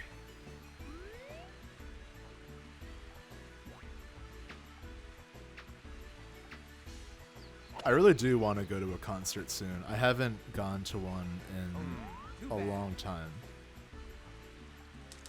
At this point in my life, I don't really... I'm like kind of... I wonder if I'm truly an introvert, even though I'm kind of... I'm a pretty characteristically extroverted person. Like if it comes down to like making plans, I usually like staying in or having like a small gathering. That might just be being in your early 30s, truly. But even when I was in college, that was always like my preferred way of spending time with people. Even when we like hosted big parties at my house, we hosted a lot of cast parties. We were like the de facto cast party house. Like because there were so many people in my house that if you were in the theater department and you like kind of knew one of us, we would host your cast party. It was very funny. I don't know how that happened. It just sort of, people just assumed it would be okay. They would just show up. But I say all that because Bogey. going to concerts is like like some people like going out or like going to a club or something. I love going to shows. Mom. That's like the avenue in which I am the most outgoing. I'm still just sort of nodding in the crowd. I'm not like going crazy, but I really love the experience. I've been wanting to go back to Pitchfork for the last like 3 summers, but it just always comes too soon, and I don't really have a group to go with or whatever. Because I feel like a lot of my friends don't have the same enthusiasm for live music. At least my friends in Chicago. And I've gone to a couple of shows by myself, and it's just like never really that fun. It's kind of awkward. But the Pitchfork Festival is a lot of fun, and there were a lot of great bands there the last few summers. I think this summer was Japanese Breakfast and Mitski were the headliners, and last summer it was Phoebe Bridgers, I believe. When I went, it was Lauryn Hill. That was an incredible show. And the summer after that, I think it was... Who was the headliner then? It was Belle and Sebastian, but it got rained out, so I only saw the like few opening acts. Which I think that's why I was there. I was more there for the like midday bands. But there's some great venues in Chicago. I like the Empty Bottle a lot. It's like a dive bar that has a lot of cool bands. There are a lot of bars in Chicago that have names like the Empty Bottle. It's very funny. Dive bar names are good.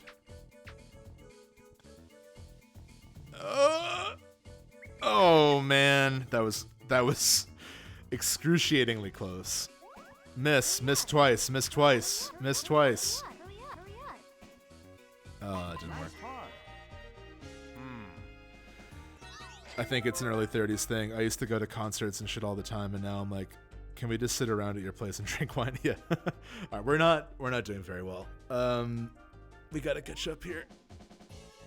It's okay. It's still pretty early on, and he's only 2 medals ahead, so it's not a lost cause quite yet.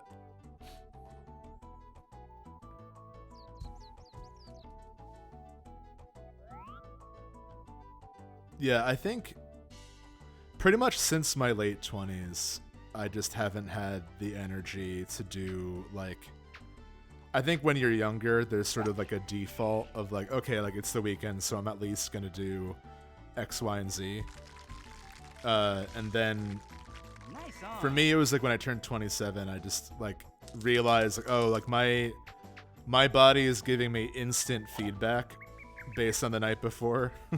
Like what would normally be a bad morning is now a bad 4 to 5 days. If I spend a night a certain way, so I took the feedback accordingly. I honestly I don't really miss that time, to be honest. I have a lot of thoughts about how we glamorize like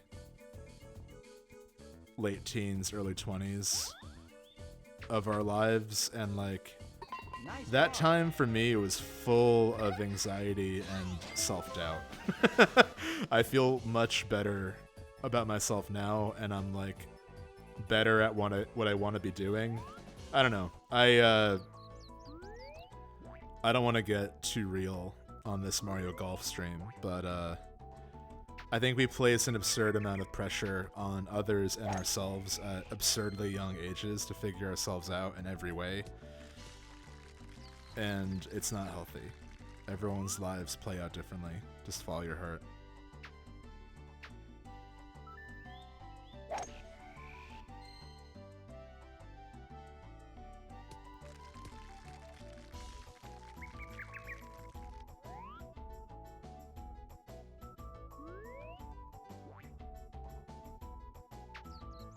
I'm learning that when I stream games that are this chill, I just sort of empty thoughts out into the mic. Too bad. I hope these weird real-life anecdotes are enjoyable or relatable and not strange and scary. What am I saying? All right, let's do a little bit of a wedge here. Ew. Stuffed it. Enjoyable, relatable. Thank you. Fun fact about me is that when I have a lot of anxiety, I have this inherent feeling that I've done something wrong. I'm sure many can relate to that. Hurry up. And I remember when I did more performing on stage. Nice birdie. After a show, I would always, like, by default apologize to the people I was performing with. Like, I'll be like, "Oh, I'm sorry if I did this or if I did this by accident." It actually took my very close friend Sadie, who's been on the show a couple times. After we did a show, she shook me and said, like, "We like performing with you. We don't like this, whatever you're doing right now." And that has really helped me, honestly. Like, I still have that impulse, but it's made me realize that, like, weirdly enough and ironically, acting on that impulse is more off-putting than whatever the imaginary thing I was worried about was. I heard someone say that when you're 21, you're only one in adult years, so it made sense that your 20s are kind of a second adolescence. Yeah, it's also like, I mean, assuming, Chase, you're also around my age. I was born in 1990. Anyone who's, like, around my age or younger, I feel like we are growing up in a very different world than our parents. Where, like, you know, for my parents got married really young. They got married, I think, when they were like 20, maybe. Too bad. They had my sister when they were 25, and they had me when they were 30. So I think they got married at least when they were, like, in their early 20s. And, you know, that's not to, like, say that that's weird or anything. There are plenty of people who get married at a young age and have kids at a young age. That's fine. I just think for that generation, that was sort of the norm. It was like you graduated high school and then you just sort of started, like, either working or raising a family. And it's just different now. It's like, it's a very different world. More people go to college. More people, you know. I don't know. It again. It's like, I think we take a lot of comfort in expecting our lives to play out a certain way. I know a lot of people who have, like, and this isn't bad either. I'm not dunking on this, but I have friends who, like, have kind of a map of their lives where they're like, okay, by this age I want to do this, by this age I want to do this. That's cool, but I don't think our lives are as linear as that, and often, you know, it's also subjective. How things happen and why and where we end up, it's all a journey, man. I don't know. I don't know what I'm talking about. I just think it's important to remember that, like, everyone's life plays out uniquely. And that also goes into, like, I think with a lot of creative pursuits, the inevitability of feeling, like, jealous or envy for someone else's success.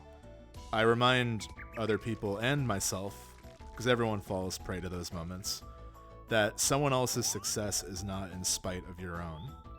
You know, like, there's not, like, a finite amount of success. It's also important to define what success means to you.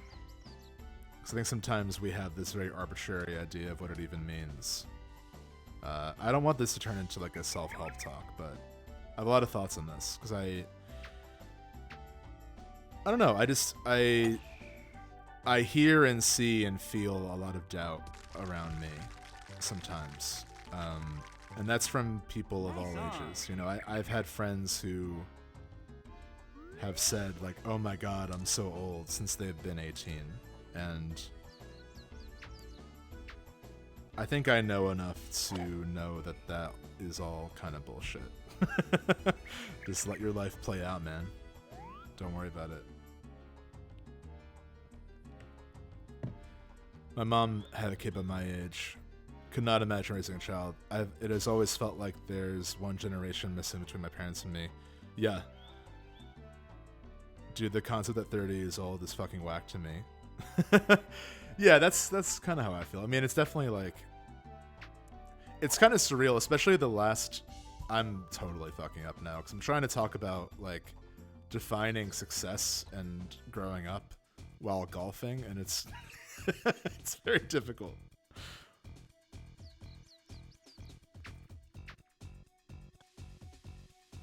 I turned 30 like in the very beginning of quarantine, and pretty much the last 2.5 years have kind of felt like on pause in some way, you know? Nice I touch. think a lot of people feel that way with having to quarantine and like,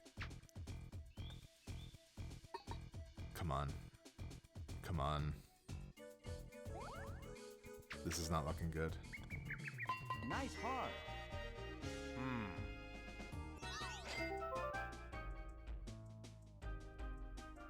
The Two Cakes comic. Anyway. Whenever I call my dad, we end the phone call by saying, "So we get it. We know everything." And that's how I felt just now talking about all that stuff. I don't know. I just think it's important to...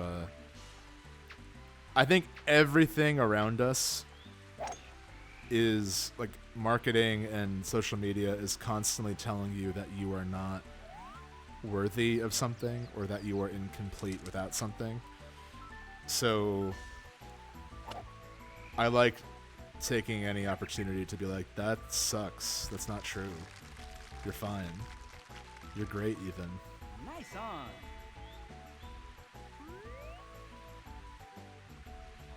It's also kind of surreal. It's like,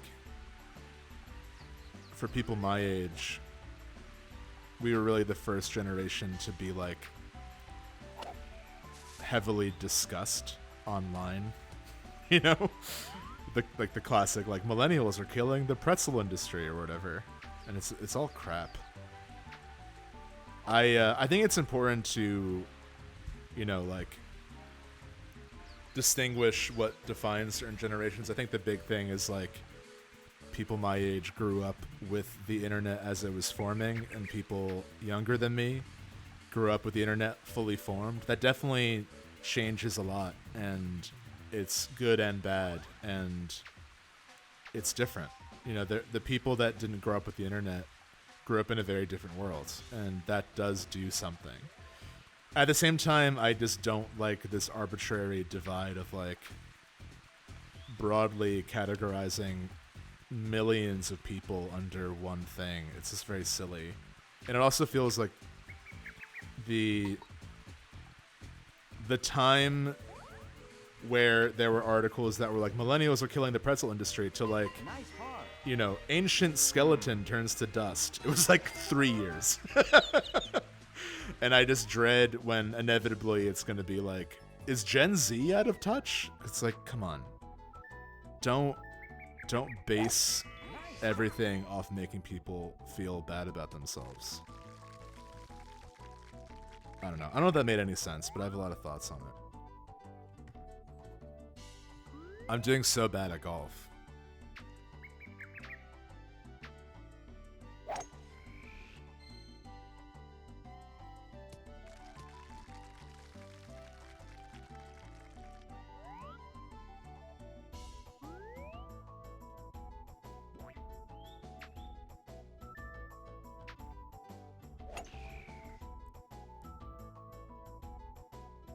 One reason I really loved Chicory, kind of full circle, but I talked about this on the show, but Chicory, I think, is a game that deals a lot with that kind of insecurity a lot of artists feel, and that, like, inevitable comparison to others, and if you feel that way in any area, whether it's art or not, I recommend playing that game because I think it will make you feel less alone. And you know, I think this is stuff we all feel and think, and it's nice to be reminded that you're not alone in thinking that way.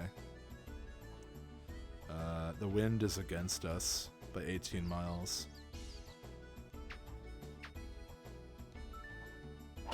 Ew. Why did I do that? I'm gonna lose again. This might be it.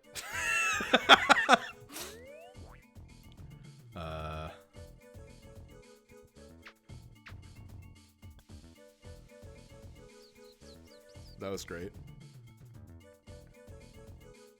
I like how I'm being like, yeah, believe in yourself, and also just like completely dunking on myself for my golfing skills. Come on. Hurry up! Hurry up! Hurry up! Hurry! Wow!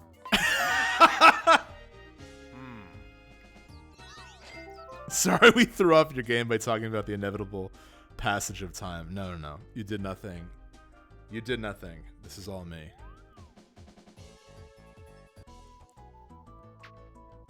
I think it's a good conversation. It's tough. It's tough having this heavy conversation kind of just solo in my mic. Even though you're all here in chat, it's like, what am I saying? Alright. Alright, Plum, let's do this.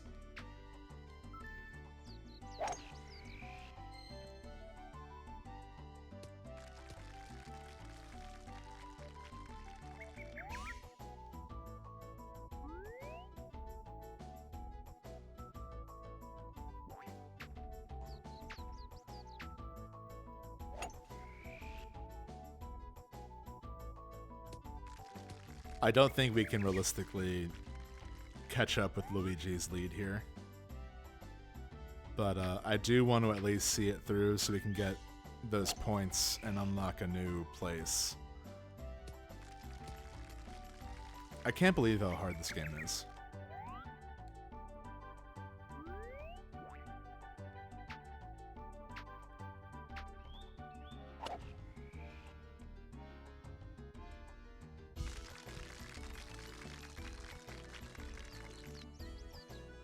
Nice on. Thank you.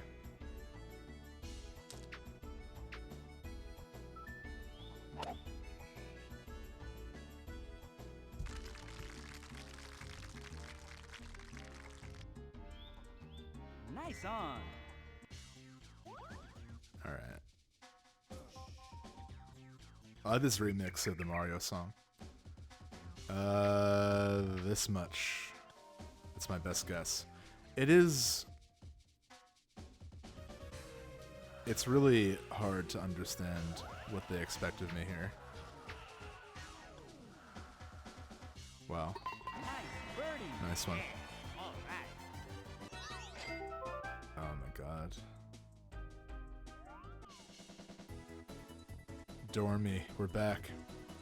We're back with, what was it? Han Valen? Might as well leap.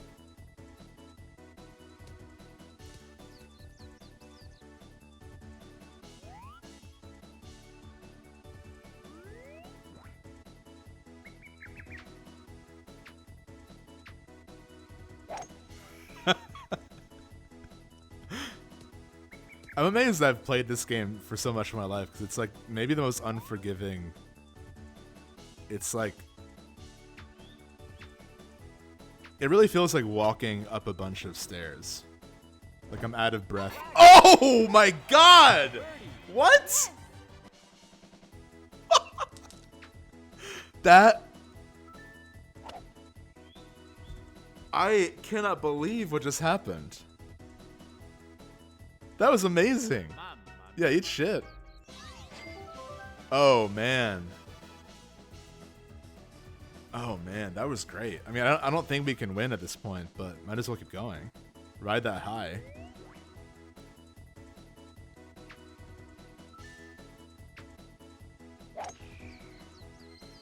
Han Valen.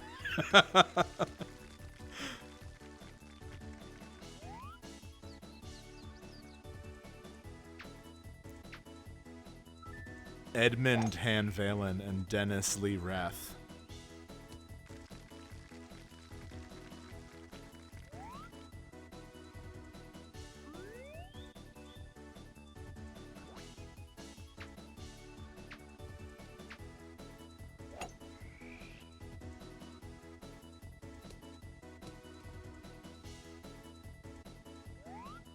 Wow.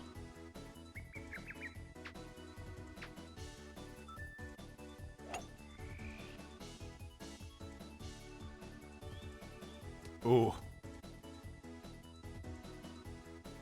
Not bad. The blood red sun is back. Come on. Good. Nice approach. Can we do it again?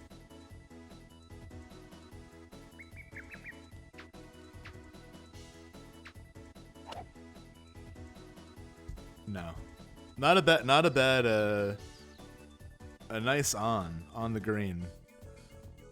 Alright, we're putting now. The par is 4, we're at 3. There's like no, Luigi's right there. There's no way he's gonna miss, so we gotta get it in to draw. Yep. Okay, I think that's it. Our fate was sealed with one miss. Putting, I gotta work on my putting. I actually might need to do a few rounds of mini golf to master the putt. Ugh. The weird, like, haunted clown song of +2 is a lot. Nice par. Yeah, nice. You're a good golfer, Luigi. You've proven that. Oh. Hey, Dormy.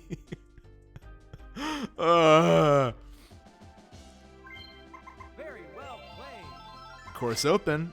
We at least unlocked a new Here I am. place. Here I am. I just want to see it. I want to see it briefly. I'm probably going to stop streaming, but I want to see. Oh, new music too. Wow. All right, friends. I'm probably going to stop. Actually, no, I'm not probably going to stop. I am going to stop right here. Thank you. Ooh, I just hit my mic. Thank you for joining me today. I appreciate you all being here. I hope you had fun. I hope you enjoyed the unexpectedly heavy conversations about time. But I appreciate your company. I appreciate you watching, whether it's on YouTube or here right now. Enjoy the rest of your day off or just your day. Bye-bye.